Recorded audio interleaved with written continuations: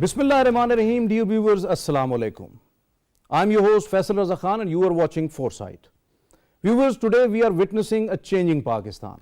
Pakistan that is picking up has successfully curtailed its fiscal, current account and trade deficits. Foreign exchange reserves are growing, currency getting stable, exports and remittances are boosted, agriculture, large-scale manufacturing and other sectors are recovering. Foreign direct investment is picking up, while stock exchange for a very healthy period of time, it has performed very well and making new records.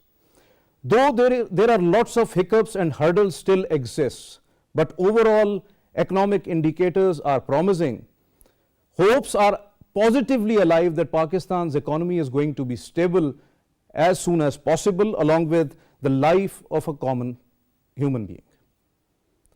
To talk on these all aspects, we have in our studios Brigadier Retired Hamid Rashid Malik, he is a senior analyst. Along with him, Dr. Usman Chohan, he is also an economist. And on online, Dr. Hasnain Javed, senior economist, is joining us. So most welcome to you all. Thank you very much. And the first question is related to, particularly to Dr. Usman. Do you think that this steady economic growth is because of some principled decisions, structural reforms, measures taken at the highest level and the better economic governance? Yes, absolutely. These are important factors. The most important thing for me is that we're headed in the right direction, that we are looking at what is important to fix in our economy, and at the same time we are cognizant of the major changes in the global economy at the same time. The problems that we face in Pakistan are in fact not specific to us, but we as a global community face certain fundamental challenges. One fundamental challenge is inflation, so the cost of energy is higher everywhere. The second is that there is a lot of instability in the world as a whole, and the second order effects of that play out in countries like ours and everywhere else. And the third, that is the shifting demographics of the world, with an aging developed world and a very fecund developing world, means that there is a misallocation of talent and capital in the world. Because these big problems affect us as well as everybody else, we have to be prepared for these things, and I think our leadership has shown cognizance in the sense of having a clear economic plan to execute going forward. Dr. Usman, when we are talking about investments in Pakistan, particularly the foreign direct investments, whether our investment policies are sustained now that we are going to protect the current investors and also invite more investors into Pakistan, and they are satisfied on that note? Yes, absolutely. The most important thing for us as a society, not just at the government level, is to make sure that there is an ease of doing business. This is an indication of several metrics, about 20 metrics that you look at and you compare. So the foreign investor looks at Pakistan and other countries in the same category and then decides amongst them. So you have to be competitive within this category in terms of making it easy to do business. Some of the key things in that where we have to work are on the regulatory side, on the oversight side, on the contractual side, on the energy side, and on the permit side. So these things can be easily fixed because they are more of management issues. Then there are more deep and structurally set issues which take more time, but those are also not so hard. But the rubric of having an ease of doing business, I think, is very important for having investors. And there's three categories we have to look at. One is the domestic pool of capital, which is actually quite large, because Pakistanis do have quite a bit of capital, but because we have such a large informal economy, we don't deploy the full scope of that capital. The second category is the overseas Pakistanis, and the overseas Pakistanis have been in a wait-and-see mode, and they're also availing themselves of opportunities in other countries. And the third is the foreign investor with foreign capital. That is probably the most lucrative one, but it is also the most difficult to tempt because they don't have a direct connection to Pakistan in the way that Pakistani origin people do. So you have to address each of these tiers of capital, and I think the most important one in this regard is the local Pakistani, to have that confidence in the system that they can be part of a formal system and be proactive and dynamic. This is definitely your point well taken. Brigadier Retired Hamid, caretaker finance minister, was very much satisfied on that at least Pakistan is able to curtail or contain the trade deficit. That is marginal right now, but that is satisfactory. How do you see it? I think this is silver lining for Pakistan economy, because it will reduce the pressure on our foreign reserves. Earlier, what we have seen that the depleting foreign reserve was one of the core issue on which the government was worried, and the people were saying about the rumors of the default because the repayment of our loan was also becoming an issue. But I think now with the balance payment has been addressed, then Pakistan in the future also would try that instead of wasting its foreign reserve on unnecessary or luxurious items import, Pakistan should have a very pragmatic and prudent import and export policy, where it should go for the encouraging the exporters for the export. And I think there have been few I think incidents in the past which are going to give boost to Pakistan export. First, that Pakistan is trying that through ISFC the foreign direct investment comes to the large scale manufacturers also. And second is that the GSP plus status again extended to Pakistan. And Pakistan market also available in America as well as in China and in Gulf countries also. And I think with these initiatives taken by the SFC and also as highlighted by Dr. Usman, that we need to encourage the public partnership in Pakistan also. Public-private partnerships, definitely. Because your point well taken. Dr. Usman, when we are talking about Pakistan's trade and particularly the exports, now government comes up with an ambitious target of having at least $50 billion of exports in next 5 years and at least 100 billion in the long run. So do you think that the trade policy is very vibrant and or we have to entirely change it and modernize it to achieve such an ambitious target? It depends on the categories of exports that we want to target. Now, as I have seen, this government has been very versatile in its approach, which is to say that it wants to export at the high end, which is IT software and IT related services. That's excellent. And at the same time, we have other traditional forms of exports, which include manufacturing as well as food and commodities like that. So when you have a full spectrum of exports, it's much easier to reach the target of 50 billion. For a country as large as ours, I think even 100 billion is quite a small number. We should be very integrated into the world trade system and we should easily attain 100 billion. And keep in mind that our economy is largely, in terms of the proportion of GDP growth, consumption driven.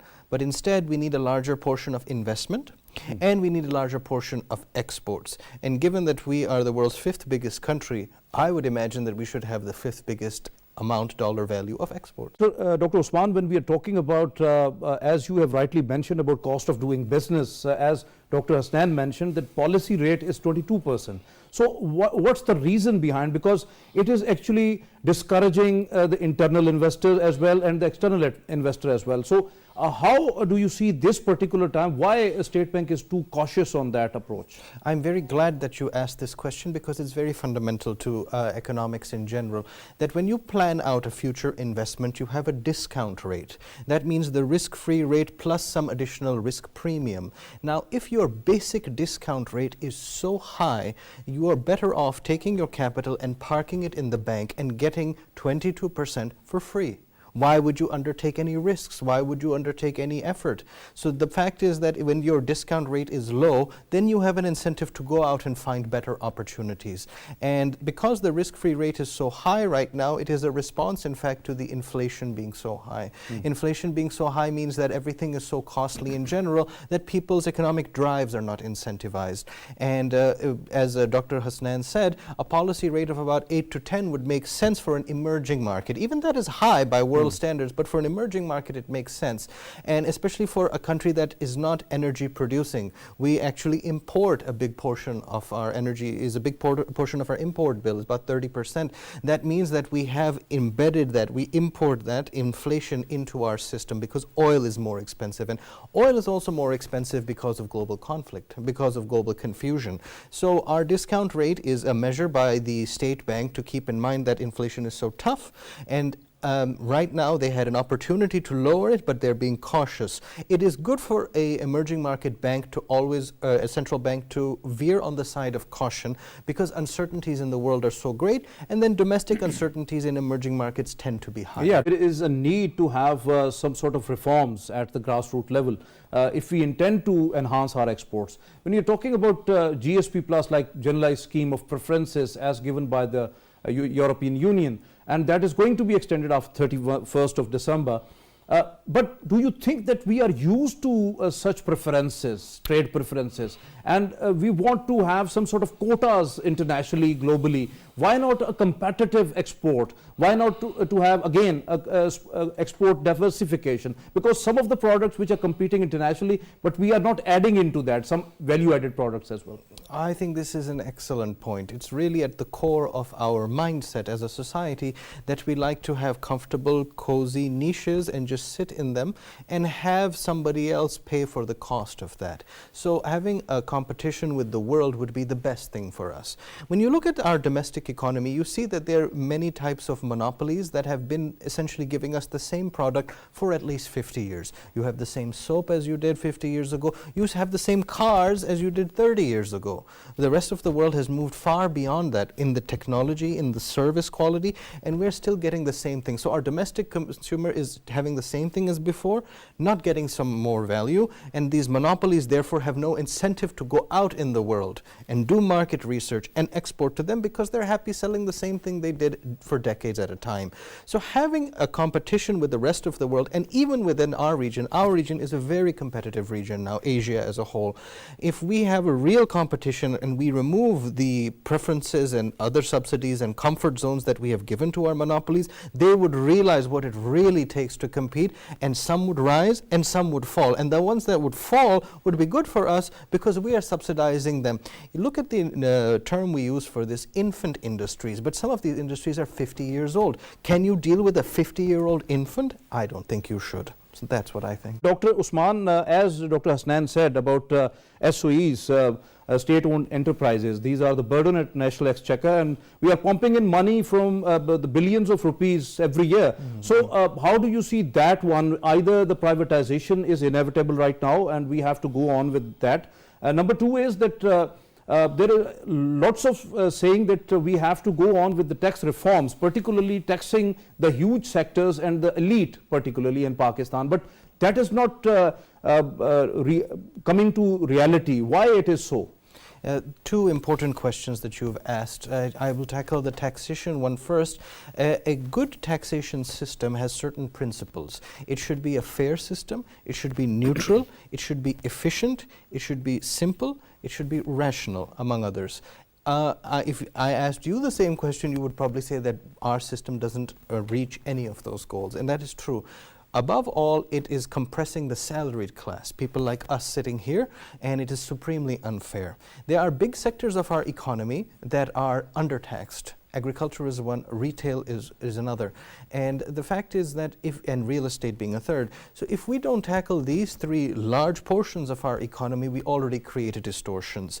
Taxation also has other integrated elements. For example, when you import things from abroad, you gain tax. So you are making up for it. When you have a GST that is quite high in Pakistan for poor people and everybody has to pay that, they are distortionarily affected or disproportionately effective. So our taxation system needs a serious overhaul from the ground up, and above all it needs to be a simple thing so that the desire to stay outside the tax net shouldn't be that high, and our tax effort needs to be high, because even in our category of countries we should have a tax effort of about 17% or at least 15%, but we are something around 10%, which is too low. Now, the other question you asked is about SOEs, and it is true that they have been a huge drain, and when you have a fiscal compression, that expenditure on SOEs becomes too large. And there are many aspects to why. Above all, it is the way the labor costs are associated with SOEs. Then there are management issues. Now, this caretaker government and the previous government have taken this very seriously, and they have devised certain principles around which privatization should occur. The challenge, of course, is to find a good buyer who would be able to reform it and keep the core assets and the value of them translated into greater economic value. This is a difficult process, but privatization is a very large priority for this government, and I think it's very important because it goes back to your earlier question about having a more competitive market. Competition is a reason for someone to work harder or do better. You may win, you may lose, but having SOEs and comfort zones, as we said earlier, is supremely applicable to the SOE sector, and I think it is not sustainable. Definitely. And when we are talking about Pakistan's economy, it is important that governments must have to carry on this sustained policies along with, because investors are going to be very fragile when one government changes and then the policies changes. So how do you see, Dr. Usman, that policies are going to be sustained in future, that investors who have already invested are going to be satisfied on that? Yes, absolutely. What you're suggesting is the most important factor for the investor's appetite, which is the continuity of systems. Investing is always a very tricky business anywhere in the world. So the more you can mitigate the risk that the investor faces, the more confident they are to deploy larger sums of capital. Policy continuity is very important in that, which is to say that when a new regime of any form comes, it should not be undoing the work of the previous regime and so on and so forth, because in that policy in unpredictable environment, it is very difficult for any investor to forecast what the future stream of cash flows will be. So continuity is something that countries that have succeeded economically have always maintained, which is to say that irrespective of the government in power, the technocrats and the business community are working towards larger goals in a sustained manner, and that is what we require too. Thank you very much. Thank you very much, Dr. Usman, for being with us here in studios. Thank you very much, Brigadier Retired Hamid. And thank you very much, Dr. Hasnan, for being with us online. Viewers, as our panelists suggested, that it is important that as Pakistan is steadily at the path of economic recovery and economic stability, but tax rationalization along with incentives for the investors at the national level, along with the more but the policies regarding competent, competitive and diversified exports, lower policy rate, and state-owned enterprises must have to be privatized. That is the crux of whole of the discussion today. Along with that, all state institutions, Pakistani nation, political parties, every single community, including industrialist, agriculturist and business community, they must have to come at the one platform, must be united for Pakistan's economic stability, progress and ultimately the prosperity for all. This is today's Foresight. It's time to sign off. Allah Hafiz.